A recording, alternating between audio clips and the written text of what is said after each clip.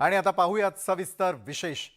मध्य प्रदेशातील बागेश्वर धामचे पंडित धीरेंद्र शास्त्रींवरून वाद सुरू झालेला आहे। धीरेंद्र शास्त्री समाजामध्ये अंधश्रद्धा पसरवत असल्याचा आरोप अंधश्रद्धा निर्मूलन समितीने केलेला आहे आणि त्यामुळे पंडित धीरेंद्र शास्त्री सध्या चर्चेत आलेले आहेत। पाहूयात याविषयीचाच आमचा हा विशेष रिपोर्ट। बागेश्वर धाम सरकार की कि हम बीच में कथा छोड़कर भागे ये बोलना बंद कर दें। हमने 7 दिन की कथा की एक भी व्यक्ति को चुनौती की बात लेकर या लेटर लेकर क्यों नहीं भेजा। बाबाच्या गूढ विश्वाचे किती राज।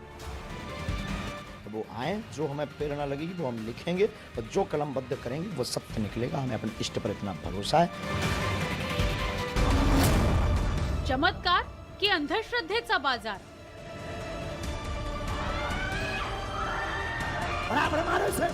गेल्या काही दिवसांपासून बागेश्वर बाबा अर्थात धीरेंद्र शास्त्रींचे व्हिडिओ सोशल मीडियावर ट्रेंड होत आहेत। त्यांचे व्हिडिओ ट्रेंड होण्यामागे कारणही तसंच आहे। नागपूरमधील कार्यक्रमानंतर बागेश्वर बाबाला अंधश्रद्धा निर्मूलन समितीने खुलं आव्हान दिलं होतं। मात्र ते आव्हान स्वीकारण्याऐवजी बागेश्वर बाबा नागपुरातील कार्यक्रम गुंडाळून मध्य प्रदेशला निघून गेल्याचा आरोप केला जातोय। वो अमुक हैं तथाकथित, उनसे आई रिक्वेस्ट कि हम बीच में कथा छोड़कर भागे ये बोलना बंद कर दें।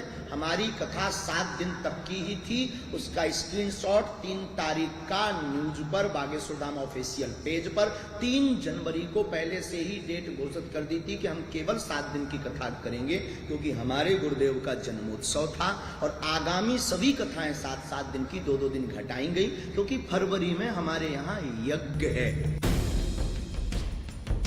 कथा वाचनामुळे बाबा धीरेंद्र शास्त्रींना जेवढी प्रसिद्धी मिळाली नसेल त्यापेक्षा जास्त चर्चा त्यांच्या कथित चमत्कारामुळे होतीये। त्यांच्या भक्तांचा त्या कथित चमत्कारांवर विश्वास आहे, तर विज्ञानावर विश्वास ठेवणाऱ्या प्रत्येकाने त्याला अंधश्रद्धा म्हटलंय आणि त्यामुळेच अंधश्रद्धा निर्मूलन समितीने बागेश्वर बाबाला खुलं आव्हान दिलं। बागेश्वर बाबांनी आपल्याकडे दिव्य शक्ती असल्याचं सिद्ध करावं असं चॅलेंज अनीसने दिलं आहे। तो हम ये दावे के साथ नहीं, हम ईश्वर पर भरोसे के साथ कहते हैं। हमें अपने इष्ट पर भरोसा है, शक्तियां होती है, उसका प्रत्यक्ष प्रमाण बागेश्वर बालाजी का दिव्य दरबार। हमने 7 दिन की कथा की एक भी व्यक्ति को चुनौती की बात लेकर या लेटर लेकर क्यों नहीं भेजा। इसका मतलब वह भगोड़ा और वह छोटी मानसिकता के लोग हैं। नागपूरमध्ये 7 दिवसांच्या वास्तव्यात एकही व्यक्ती आव्हान देण्यासाठी का आली नाही असा सवाल बागेश्वर बाबांनी उपस्थित केलाय। तसंच आपल्या दरबारात येणारी कोणतीही व्यक्ती रिकाम्या हाताने जात नाही असंही बागेश्वर बाबांचं म्हणणं आहे। ज्या कथित चमत्काराची सोशल मीडियावर चर्चा आहे त्यासाठी बागेश्वर बाबांकडून खास पद्धतीचा अवलंब केला जातो। बागेश्वर बाबा आपल्या दरबारातील एखाद्या व्यक्तीला अचानकपणे बोलवतात। ती व्यक्ती त्यांच्यापर्यंत पोहोचण्यापूर्वीच बाबा त्याचं नाव आणि पत्ता एका कागदावर लिहितात। इतकंच नव्हे तर पंडित धीरेंद्र कृष्ण शास्त्री त्या व्यक्तीच्या समस्येचा पाढाच वाचतात। तसंच आपल्या कथित चमत्काराच्या मदतीने त्याची समस्या दूर करण्याचा दावाही करतात। बागेश्वर बाबांच्या त्या कथित दिव्य शक्तीवरून वादाची ठिणगी पडली आहे। बाबा कशा प्रकारे हे करतात असा सवाल उपस्थित करण्यात आला। या कथित चमत्काराविषयी अनीसने अनेक प्रश्न उपस्थित केले। श्रद्धेच्या नावाखाली बागेश्वर बाबांनी अंधश्रद्धेचा बाजार मांडलाय असा अनीसचा आरोप आहे। दिव्य शक्ती सिद्ध करण्याचं आव्हान अनीसने दिलंय, तर बागेश्वर बाबानं अनीसच्या कार्यकर्त्यांना रायपूरमध्ये बोलावलंय। त्यामुळे हा वाद चांगलाच चिघळलाय। Bureau report, news 18 Lokmat. अंधश्रद्धा निर्मूलन समितीने आणि मध्य प्रदेशामधील बागेश्वर बाबा यांच्यामध्ये वाद पेटलेला आहे। दिव्य शक्ती असल्याचा दावा या बाबाकडून केला जातोय, तर ती सिद्ध करण्याचं आव्हान अनीसने केलेलं आहे। तर मध्य प्रदेशामध्ये या बाबांचं मोठं प्रस्थ आहे। पाहूयात याविषयीचाच आमचा हा न्यूज 18 लोकमत विशेष रिपोर्ट। हटा के बता, इतना बड़ा वाला बहादुर है हो तुम। वो आए, जो हमें प्रेरणा लगेगी वो हम लिखेंगे और जो कलमबद्ध करेंगे वो सत्य निकलेगा। हमें अपने इष्ट पर इतना भरोसा है। हमारा ज्यादा वाद विवाद में हमें उत्तर इसलिए नहीं देते क्योंकि हाथी चले बाजार, कुत्ता भौंके हजार।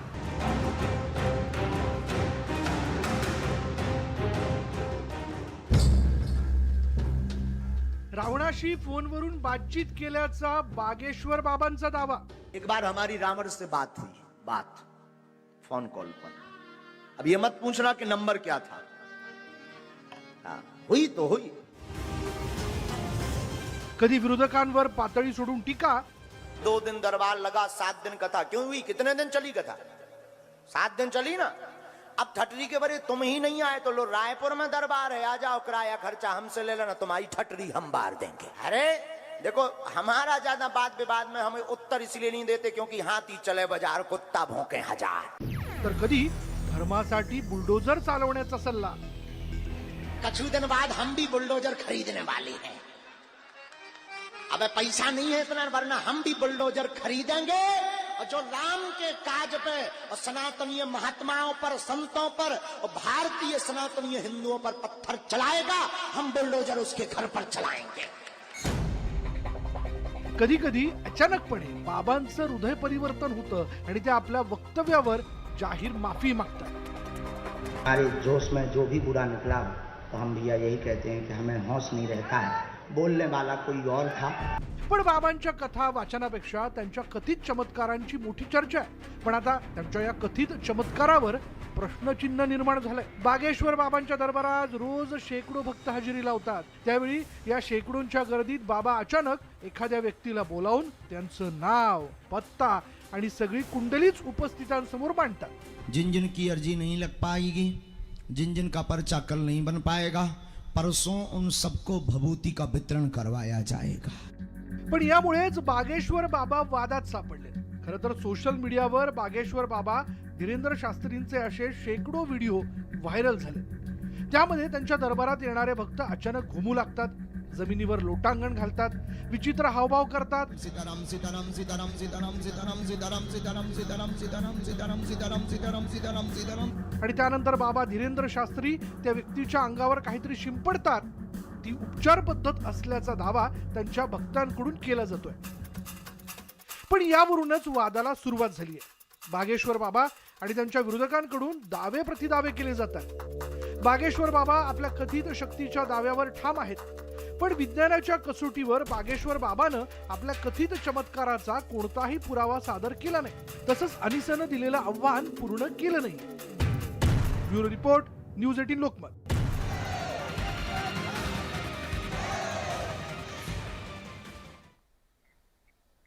पंडित धीरेंद्र शास्त्री यांना मानणारा मोठा भक्त वर्ग आहे आणि त्यामुळेच बागेश्वर धाममध्ये आपली समस्या मांडण्यासाठी येणाऱ्यांची संख्या दिवसेंदिवस वाढते। इथे ज्या पद्धतीनं बागेश्वर बाबा उपचार करतात त्यावर प्रश्न उपस्थित केला गेलेला आहे। पण कोण आहेत हे पंडित धीरेंद्र शास्त्री, पाहूयात आमच्या या विशेष रिपोर्टमधून।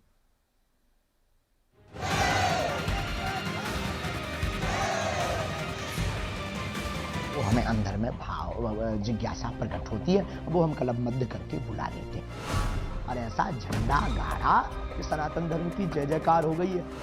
हम कोई जादूगर नहीं है कि मैजिक शो करने वाले नहीं है कि कहीं पर भी डमरू बजाए और जादूगरी दिखा देते, ये गायब हो।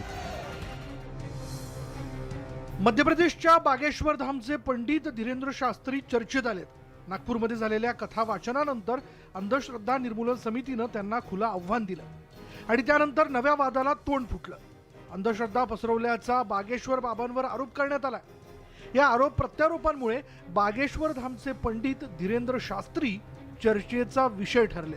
मध्य प्रदेशच्या छतरपूर जवळ गढा नावाचा परिसर असून तिथं बागेश्वर धाम वसलेलं आहे। तिथं बालाजी हनुमानाचं मंदिर आहे। दर मंगळवारी बालाजी हनुमानाच्या दर्शनासाठी भक्तांची गर्दी होते। गेल्या काही वर्षात याला बागेश्वर धाम सरकार असं नाव पडलंय आणि याच परिसरात पंडित धीरेंद्र शास्त्री भक्तांच्या वैयक्तिक समस्यांचं निराकरण करतात। भारत के इतिहास में पहली बार कोई दरबार खुला चैलेंज देकर ललकार कर लगा था रायपुर में और ऐसा झंडा गाड़ा कि सनातन धर्म की जय जयकार हो गई है। हम नहीं कह रहे, लाखों लोग चिल्ला रहे। पंडित धीरेंद्र कृष्ण शास्त्री यांच्या हाती बागेश्वर धामची सूत्र आहे। 1996 मध्ये छतरपूरच्या गडागंज गावात धीरेंद्र कृष्ण शास्त्रींचा जन्म झाला। त्यांचे आजोबा पंडित भगवानदास गर्ग या मंदिराचे पुजारी होते। सुरुवातीपासूनच त्यांचं कुटुंब बालाजी बागेश्वर धामची सेवा करत आहे। पंडित धीरेंद्र शास्त्री बालपणापासून बालाजी बागेश्वर धामच्या सेवेत आहेत। पण 2012 पासून बागेश्वर धामच्या सिद्धपीठासमोर भक्तांच्या समस्यांचं निराकरण करण्यास त्यांनी सुरुवात केली। त्यानंतर हळूहळू भक्तांची संख्या वाढत गेली। कोई जादूगर नहीं है कि मैजिक शो करने वाले नहीं है कि कहीं पर भी डमरू बजाए और जादूगरी दिखा दे कि ये गायब हो गई, ये आ गई। ऐसा नहीं है। उसके लिए कुछ पाने के लिए कुछ खोना पड़ता है। प्यासा कुआं के पास जाता है, कुआं प्यासे के पास नहीं आता। बागेश्वर धाम दरबाराच्या प्रेरणेतून आपण लोकांच्या समस्यांचं निराकरण करत असल्याचं बागेश्वर बाबांचं म्हणणं आहे। आनंद दरबार की जब गद्दी लगती है उसमें हम प्रार्थना स्तुति करते हैं और लाखों लोग बैठे रहते हैं।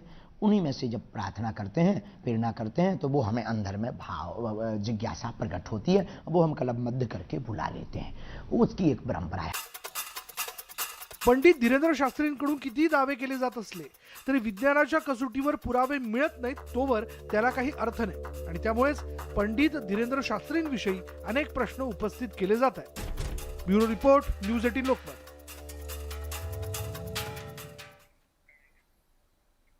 पंडित धीरेंद्र कृष्ण शास्त्री आणि अनिस यांच्यामधील वादामध्ये आता भाजपचे आमदार मोहन मते यांनी देखील उडी घेतलेली आहे। श्याम मानव यांना इतर धर्मामधील अंधश्रद्धा का दिसत नाहीत, हिंदू धर्मीयांच्या भावना दुखावण्याचं काम मानव करतात असा आरोप मोहन मते यांनी केलेला आहे। तसंच इतर धर्मामधील अंधश्रद्धांची पोलखोल श्याम मानवांनी करावी अशी मागणी मतेंनी व्यक्त केली आहे। तर श्याम मानवांनी त्याला प्रत्युत्तर दिलंय। अनिस आणि बागेश्वर धाम यांच्यामधला वाद जो आहे तो दिवसेंदिवस वाढतोय। काल या वादामध्ये जे आहे ते विश्व हिंदू परिषदेने उडी घेतली होती। आता भाजपचे आमदार आणि या सगळ्या कार्यक्रमाचे आयोजक मोहन मते यांनी श्याम मानव यांच्यावर काही आरोप केलेले आहेत। ते स्वतः आपल्यासोबत आहेत। भाऊ, तुम्ही काल श्याम मानव यांच्यावर काही गंभीर आरोप केले होते, काय नेमके आरोप आहे आणि काय तुमची मागणी आहे? श्याम मानव हे अनिसचे सर्वा यांनी सीपीला पत्र दिलं, आंदोलन करण्याचा प्रयत्न केला। मुळात असं आहे की श्याम मानवांना माझा प्रश्न आहे की आजपर्यंत तुम्ही अन्य धर्मांच्या कुठल्या श्रद्धास्थानावर गेले, कुठल्या लोकांच्या तिथे तुम्हाला अंधश्रद्धा दिसत नाही? फक्त हिंदू धर्म, सनातनी यांचाच तुम्हाला फक्त अंधश्रद्धा दिसते का? मुळात असं आहे की माझं त्यांना चॅलेंज आहे, त्यांच्यात जर हिंमत आहे ना त्यांनी अन्य श्रद्धास्थानी, अन्य धर्मांच्या श्रद्धास्थानी जावं, त्यांची अंधश्रद्धा बाहेर काढावी, तर मी त्यांना मानीन।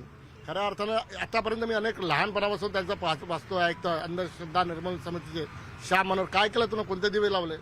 मुळात असं आता साधी गोष्ट आहे, मी माघार घेण्याचा तो मुद्दाच येत नाहीये। माझं साधं सिंपल चॅलेंज आहे की तुम्ही दावे करतात ते सिद्ध करा। जादूटोणा विरोधी कायद्यांचं तुम्ही उल्लंघन केलेलं आहे, पोलिसांनी तो लागू करावा। बरं, ते माझं कर्तव्य आहे। जादूटोणा विरोधी कायदा प्रचार प्रसार समितीचा मी शासनाच्या कमिटीवरचा सहअध्यक्ष आहे। आता हा मुद्दा संपला या ठिकाणी। राहिला प्रश्न ख्रिश्चन मिशनरी। ख्रिश्चन मिशनऱ्यांचा माझा संबंध एस्टॅब्लिश करावा ना, सरकारी यंत्रणा यांच्याजवळ। 40 वर्ष मी काम करतोय, मी फॉरेन फंडिंगच घेतलेलं नाही, एक पैसा घेतलेला नाही, तुम्ही संबंध कसा जोडणार? शिवसेना आणि शिवसेना पक्ष चिन्ह कुणाला मिळणार हा प्रश्न अजूनही अनुत्तरित आहे।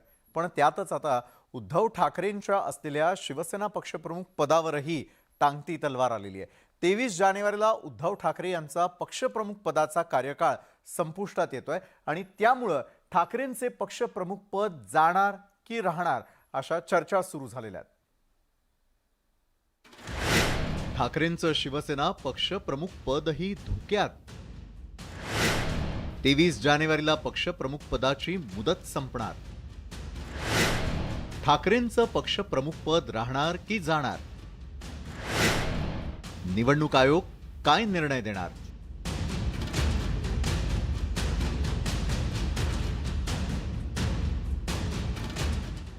शिवसेना पक्ष आणि चिन्हावरून ठाकरे आणि शिंदेंमध्ये वाद सुरू असतानाच आता उद्धव ठाकरे यांचं शिवसेना पक्ष प्रमुख पदही कायद्याच्या कचाट्यात अडकलंय। कारण 23 जानेवारीला उद्धव ठाकरे यांचा पक्षप्रमुख पदाचा कार्यकाळ संपतोय। त्यामुळे आता निवडणूक आयोग याबाबत काय निर्णय घेतं?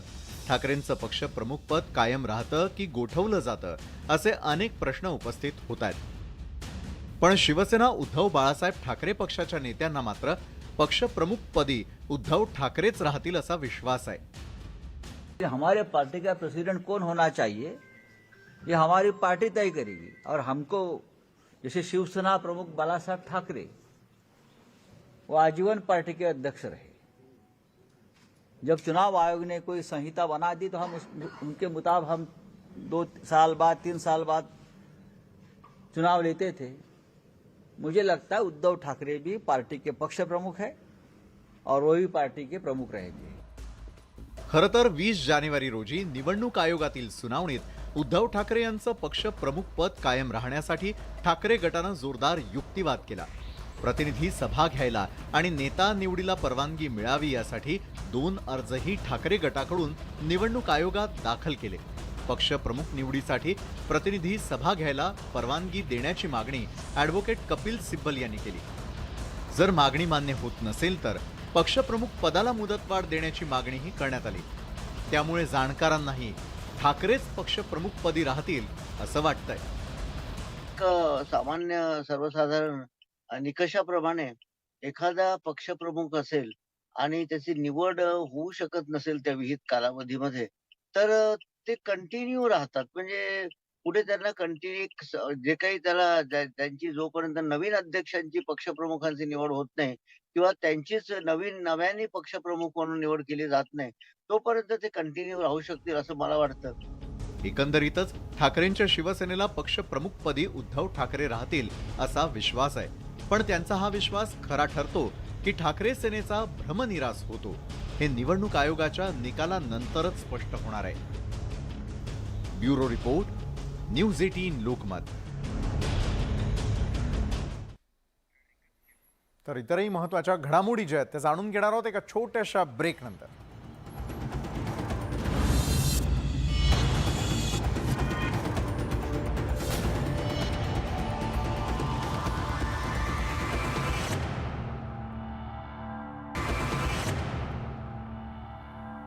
ब्रेक नंतर आपल्या सगळ्यांचं पुन्हा एकदा स्वागत आणि आपण पाहता न्यूज 18 लोकमत विशेष.